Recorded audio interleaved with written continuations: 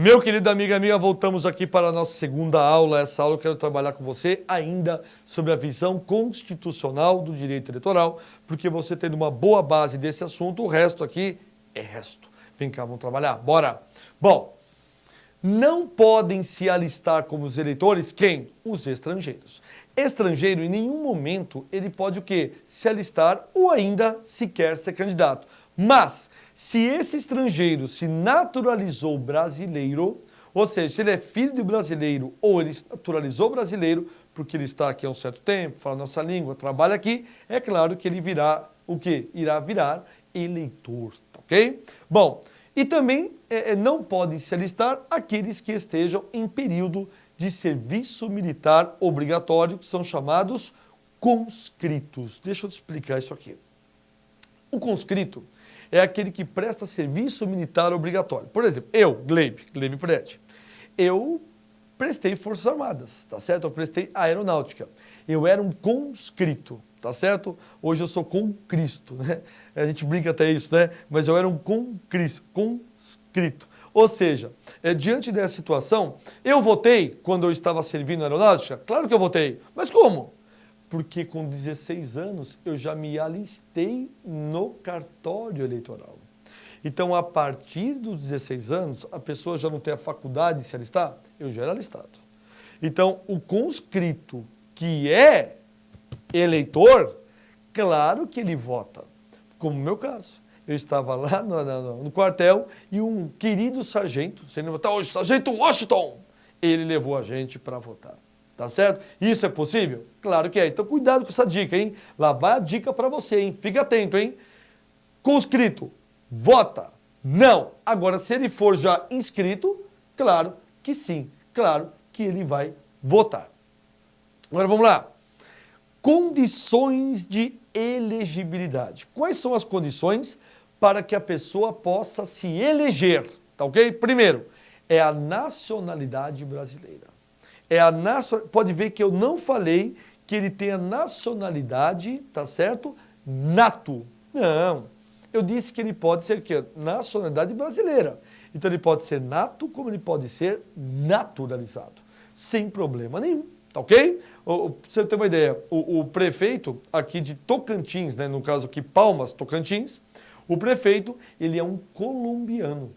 Só que naturalizado brasileiro. E aí, professor, ele pôde se eleger? Pôde participar da eleição? Pôde tomar posse? Enfim, claro que sim, porque ele tem a naturalização brasileira. Bem, vamos lá? Segundo, é imprescindível que para a pessoa ser eleita, ela tem que estar em pleno exercício de seus direitos políticos.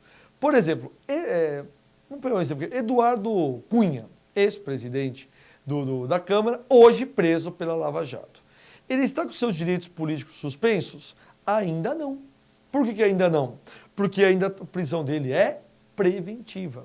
Então, só vai suspender os direitos políticos, anota isso, quando for uma condenação que puramente transitada em julgado. Então, transitou em julgado, perde, no caso aqui, perde ou suspende? Perde se for estrangeiro, suspende se for brasileiro.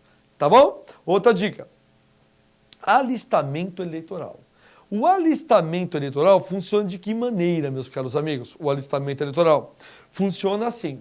É imprescindível que para que a pessoa seja eleito, ele tem que estar alistado. Então, ou seja, ele para poder exercer a capacidade eleitoral passiva, ele também tem que ser ativo. Ou seja, para ser candidato, eu tenho que ser também um eleitor.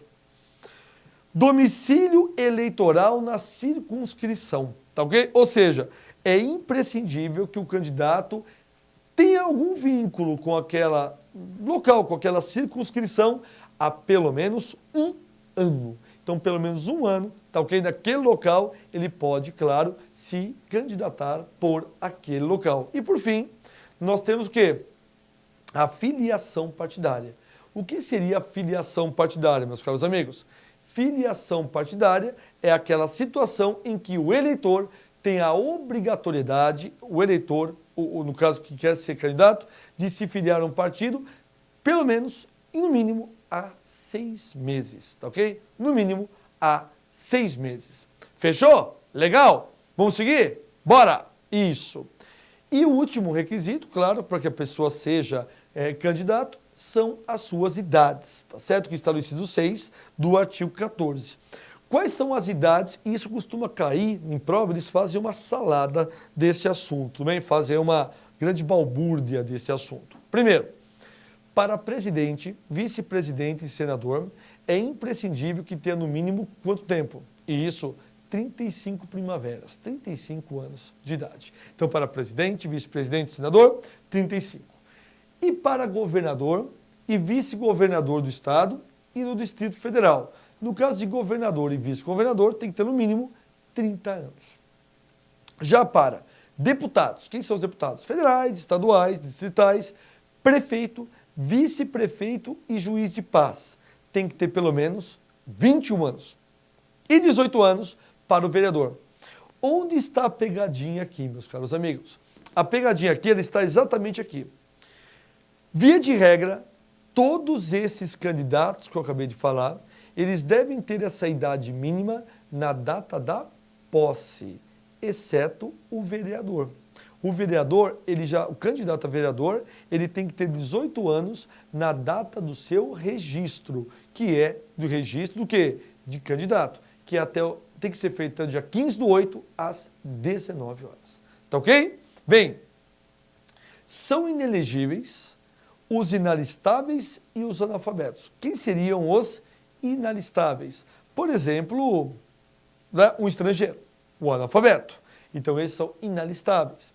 E o analfabeto, que é o exemplo clássico da pessoa que não tem discernimento de sua escrita, do que lê e do que escreve, ou pelo menos tem de escrever. Fechou? Próximo aqui. Esse primeiro ponto aqui, que foi dado com a emenda constitucional número 16 de 97, fala o quê? É a famosa o quê? Emenda da reeleição. Tá vendo 97? 97, quem estava no poder era Fernando Henrique Cardoso e ele que fez essa emenda, emenda número 16. Então, o que determina? Que vamos lá? Que os candidatos ao cargo executivo,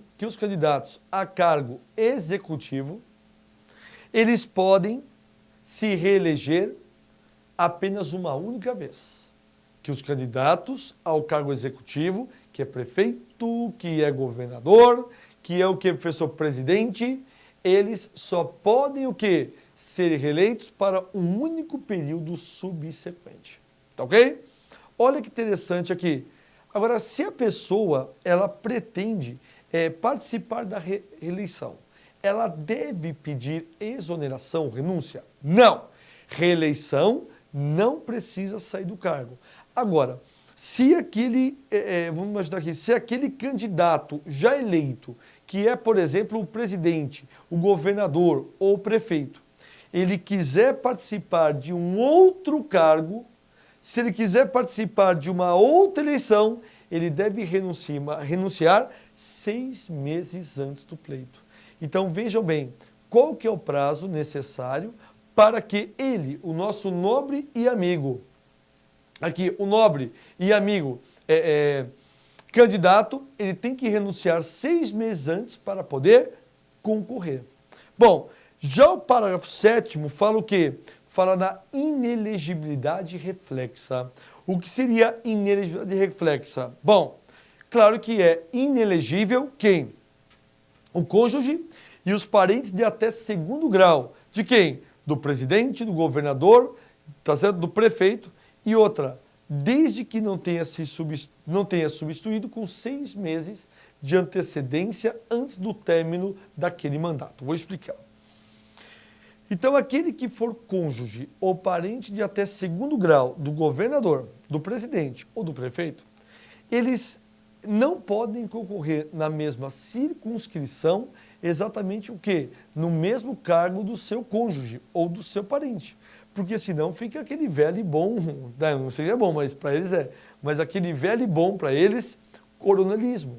Em outras palavras, é proibido que a cônjuge ou que o cônjuge participe de uma relação como essa apenas de caráter fraudulento, tá bom? Então isso é totalmente proibido. Bem, se cair alguma questão que falar sobre militar, Aí é o parágrafo 8º. O que determina o militar? Vamos lá. O militar com menos de 10 anos, ele deve se afastar do cargo. Se o militar tiver mais de 10 anos naquela função, no momento da diplomação, ele passa para a inatividade. Então, no momento da diplomação, ele passa para a inatividade. Mas apenas se ele contar com mais de 10 anos. Legal. Vamos seguir? Ótimo. Outra observação que está expressa na Constituição é o quê? Que o mandato eletivo ele pode ser impugnado, tá certo? Até 15 dias da diplomação. Então, vamos entender isso. O que isso significa? Que uma vez que o candidato ele é eleito, são apurados os votos, ele é eleito e, consequentemente, ele, tá certo? É diplomado, claro que pode ser entrado com uma ação, tá certo? Ação de impugnação de mandato eletivo, AIME, ação de impugnação de mandato eletivo. Só que esta ação, ela tem que ser apresentada 15 dias antes da diplomação, tá ok? 15 dias contados da diplomação. Não é eleição, não é pleito, não é posse. A diplomação é quando o Poder Legislativo faz, né, a entrega dos diplomas para aqueles vencedores, tá? Ótimo. Você sabe que é completamente vedada a cassação de direitos políticos. No Brasil, não existe mais a palavra cassação, tá ok?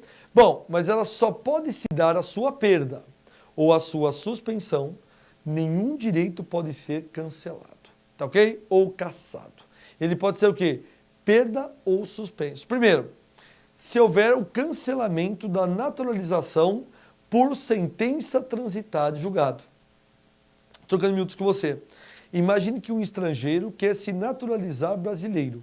Ele, uma vez naturalizando, ele vai votar? Claro que vai votar, tá certo? Obviamente que vai votar. Porém, ele, tá certo, não vai poder mais votar se houver uma condenação transitada e julgado que realmente ele, imaginemos aqui, não tem condições de mais comprovar a sua naturalidade brasileira, tá? Que ele perdeu. Incapacidade civil absoluta é aquele que não tem o discernimento de seus atos. Condenação criminal transitada e julgado enquanto durarem os seus efeitos. Ou seja, vamos imaginar esses presos da Lava Jato. Esses presos da Lava Jato, eles estão ficando presos. Estão suspensos seus direitos? Se não foi julgado, ainda não. Mas quando julgados, os seus direitos políticos estarão suspensos? Com certeza, ok? Com certeza. E nós temos ainda o quê? A recusa na obrigação, tá certo, de cumprir uma prestação de serviço alternativa. Por exemplo, o juiz já deu uma vantagem, ao invés de eu ir preso, eu faço um trabalho voluntário e mato a minha pena. Isso também, claro, é hipótese se ele deixar de cumprir, perda ou suspensão do direito político, tá ok? E a improbidade administrativa. Claro, aqui eu sou obrigado a falar com você sobre impeachment. Professor, o senhor é a favor do impeachment, não é? Claro que eu não sou a favor de nenhum tipo de impeachment, tá certo? Por quê? O impeachment, ele traz prejuízos ao país inteiro. Veja que o ano passado, 2016, o Brasil ficou 9 meses parado, olhando esse vai e vem do impeachment. E aí a economia não vai para frente. É por isso que chegamos em 2017 com a economia em, assim, ralé mesmo, sabe? Ou seja, o farelo do pão. E esse ainda tem, esse farelo ainda, e se tem o pão em cima da mesa. A minha pergunta é, queridos, tá certo? Dentro desse contexto aqui, tá certo? Improbidade administrativa, ele é cabível para os crimes de responsabilidade dos governantes, como presidente, governador, prefeito? Isso. Isso aconteceu com o Collor, isso aconteceu com a Dilma. Né? Na história recente do Brasil, já tivemos 2 presidentes impeachmentados. Isso é bom ou ruim? É péssimo. Você vê, é o estado da economia o qual a gente se encontra. Diante desse contexto, ou seja, somente haverá crime de responsabilidade, vamos lá? Somente haverá crime de responsabilidade se porventura houver o dolo e a intenção. Agora você começou a entender por que o Lula fala tudo e fala que não sabe? Eu não sei, companheiro. Eu não sei, companheiro. Claro, porque em 2005 ele já foi orientado por Márcio Tomás Bastos, já falecido, um dos melhores advogados criminalistas do Brasil, e ele falou o seguinte: Lula, se você falar que não sabe de nada, nunca ninguém vai poder te punir por este ato. Tá certo? Porque você delega serviço aos seus ministros, secretários e presidentes de estatais. Fogo, né? Isso é complicado. Então, ou seja, improbidade administrativa é aquela situação concreta em que a parte, vamos lá? Em que a parte, ela causou prejuízo ao erário. Ela causou prejuízo à parte e de forma ainda, o quê? Intencional. E de forma ainda intencional. Tá ok? Ótimo. Fala com o meu diretor. Diretor, dá tempo de fazer mais um? Bora, o diretor falou, tá falado. Vem cá. Artigo 16. A lei que altera o processo eleitoral, ela só entra em vigor na data de sua publicação, tá certo? E claro que não se aplica à eleição que ocorre até um ano da sua vigência. Claro que nós estamos diante de uma situação concreta aqui, em que a lei eleitoral ela não pode ser alterada logo de imediato. Tem que esperar um ano para o chamado vacatio legis, e aí dentro desse um ano, se tiver uma eleição, não se aplica esta regra à eleição. Ok? Professor, legal. Agora vamos falar de alguns assuntos novos? Vamos. Eu, claro, quero falar com você agora sobre a Lei 13.165 de 2015. 13.165 de 2015. Bom, é claro que eu vou trabalhar na sala de aula agora esses pontos com você. A partir desse ponto, já iniciará os nossos trabalhos, tá ok? Claro que eu quero falar com você isso, mas como é um assunto que eu não quero parar no meio da aula, eu volto já já com mais dicas de partido político agora. Tchau.